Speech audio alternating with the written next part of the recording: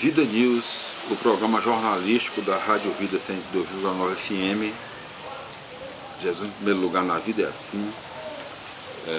Notícias do Ceará, do Brasil e do mundo na apresentação da nossa querida estrela Natália Varela, jornalista, radialista, missionária e empresária. Ela é proprietária da Varela Estética e Beleza, a clínica preferida das celebridades. Lá você é uma celebridade. Então, Vida News, de segunda a sexta-feira, ao meio-dia, na Rádio Vida 102,9 FM, notícias do Ceará, do Brasil e do mundo. Participe através dos telefones 3287-2158, 3287-2158, 3287-2999, DDD 85 de Fortaleza. Acesse o site www.radiovidafortaleza102fm.com e Vida News apresenta Varela no Ar.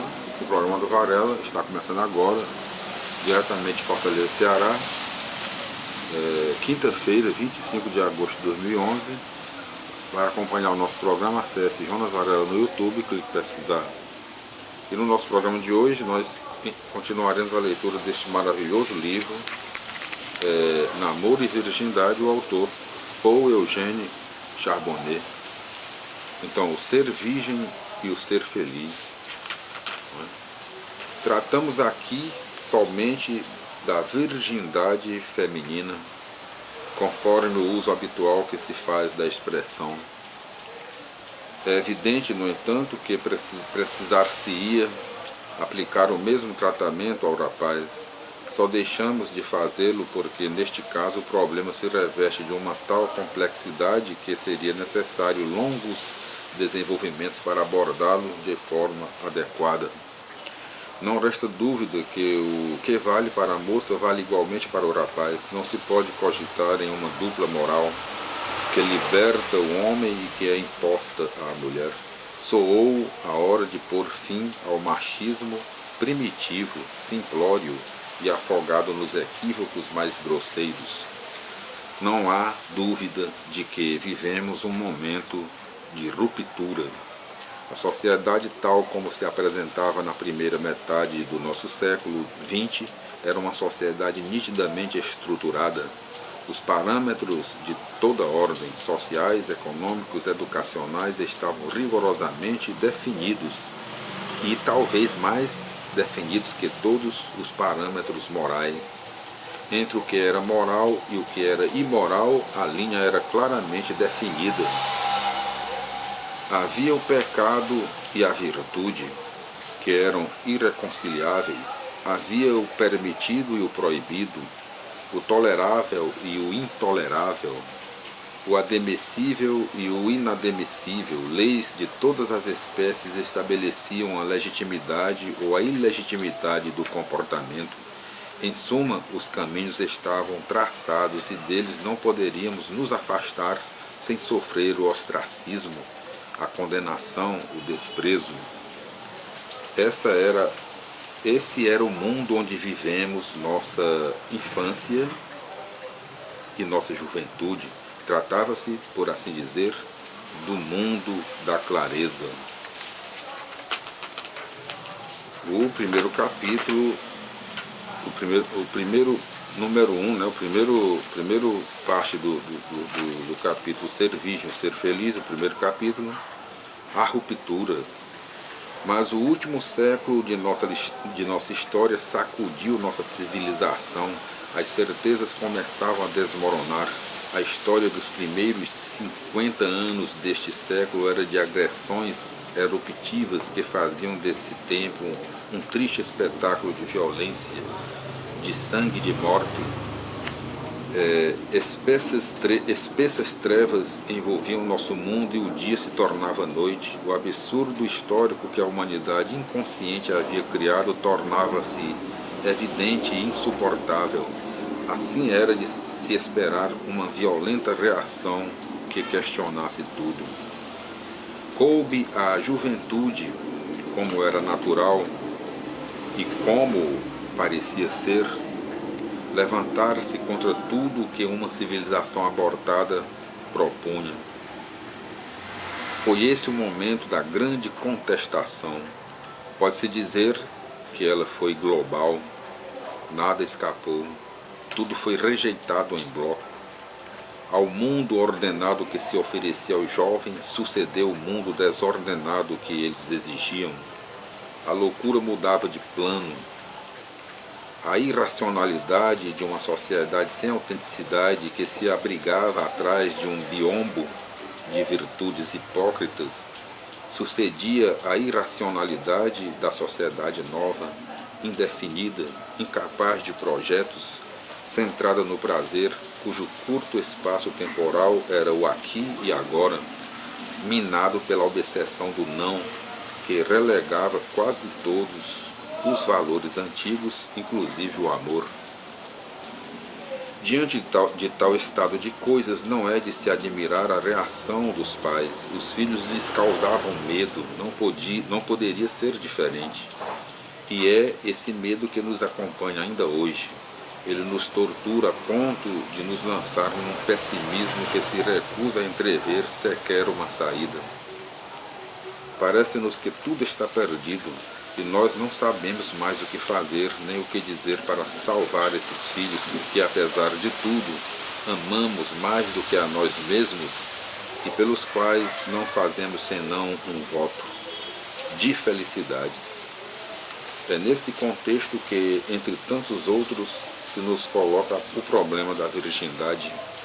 Somos de uma época em que nem sequer se sonhava em interrogar-se sobre esse assunto. Era natural. A mulher que não fosse mais virgem era indigna. E ninguém perdoava o fato de ter ela desprezado a regra da virgindade necessária, indispensável e constrangedora em qualquer casamento. Era inadmissível que uma jovem ousasse apresentar-se ao marido numa primeira noite que não fosse a sua primeira noite. A virgindade assumia de alguma forma um caráter sagrado.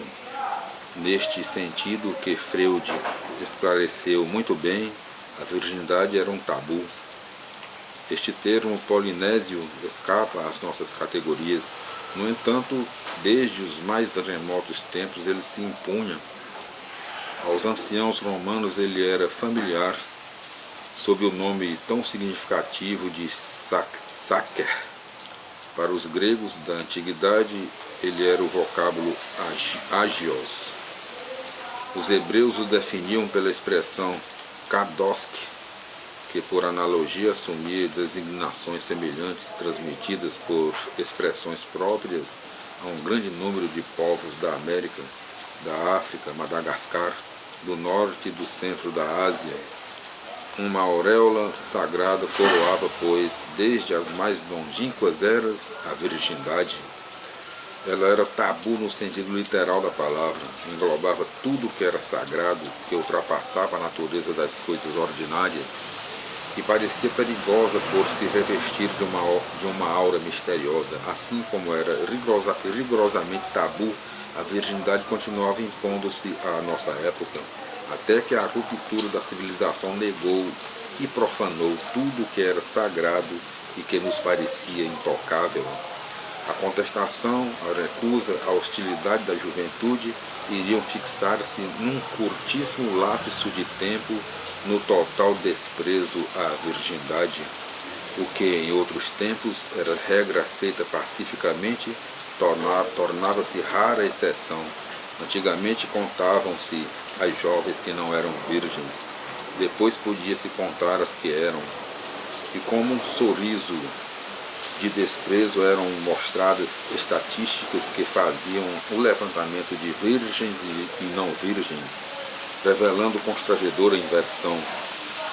A virgindade acabara, era o que se dizia, e as porcentagens baixavam como que para marcar a morte da virgindade. Foi assim que, em 1967, já faz quase 20 anos, um estudo realizado nas universidades americanas mostrou que nessa época só havia 7% de estudantes que não eram virgens e que 3 anos após em 1970, este número havia dobrado e passado para 15. O ritmo desse crescimento iria ainda aumentar. O movimento estava iniciado e começava a zombar daquelas que continuassem a regular seu comportamento pelos princípios antigos, dos quais não se reconhecia mais nenhum valor. Tudo, pois, estava invertido. Em outros tempos, era vergonhoso não ser mais virgem na época do casamento, e agora era ridículo ser virgem. A própria Simone de Beauvoir, tão pouco inclinada ao rigorismo, falava da época de sua juventude, lembrando de que ela tinha vergonha de sua virgindade. Naturalmente, no momento de interpretar essas estatísticas, é importante considerar que em matéria sexual os dados de uma pesquisa jamais são de confiança.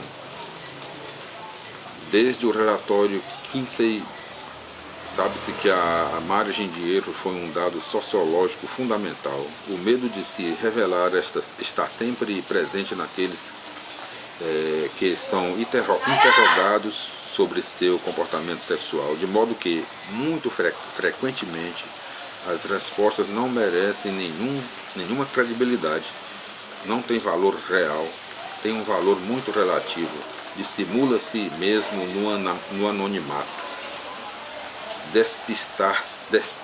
Despista-se o entrevistador, faz-se um esforço para inserir-se na mídia, faz-se um esforço para inserir-se na média, não é mídia não, na média, para integrar-se à corrente que se acredita ser majoritária. Em resumo, as cartas são marcadas, assim encontramos-nos diante de virgens antivirgens e, no entanto, sempre virgens. Não resta dúvida, porém, que para um grande número de pessoas a virgindade assumiu o aspecto de vestígio do passado e não tem mais nenhum peso, sob os pretextos mais enganadores que todos os psicologismos encorajam. Recusa-se a se salvaguardar a virgindade, tendo em vista o futuro casamento. Do antigo binômio ser virgem, ser feliz, passou-se a uma concepção radicalmente oposta, ditada pelo novo binômio em moda, ser virgem, ser infeliz. É de se notar, todavia, que a juventude atual está se voltando aos valores antigos.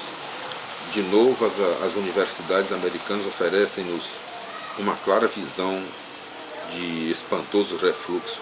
A juventude perdeu muitas das suas ilusões a propósito da liberação sexual, cujas glórias equívocas eram proclamadas. Ela começa a compreender que o valor humano da sexualidade não ganha nada com a promiscuidade. Ao contrário, só tem a perder, e seriamente. Volta-se então aos valores antigos, e entre eles está a virgindade. As últimas estatísticas são eloquentes. Na hora atual, nos meios universitários norte-americanos, os primeiros a se comprometerem na liberação sexual, calcula-se que 33,3% dos estudantes apegam-se à mais tradicional virgindade. Aqui nós concluímos esse capítulo, a ruptura, e nós voltaremos no nosso próximo programa com o número 2, o sentido da virgindade, né? Tópico 2 desse capítulo. E no final do nosso programa nós indicamos ao nosso querido público a oração da Varela, quarta-feira, às 18h30, na Varela Estética de Beleza, Rua Oswaldo Cruz, 1660, na Aldeota, entre a Avenida Padre Antônio Tomás e Carolina Sucupira. E tudo de bom, que o Senhor nos abençoe e nos guarde, o Senhor nos mostre a sua face e se compadeça de nós, o Senhor volva o seu rosto para nós e nos dê a paz. Tudo de bom, fiquem com Deus até o nosso próximo encontro, se Deus quiser.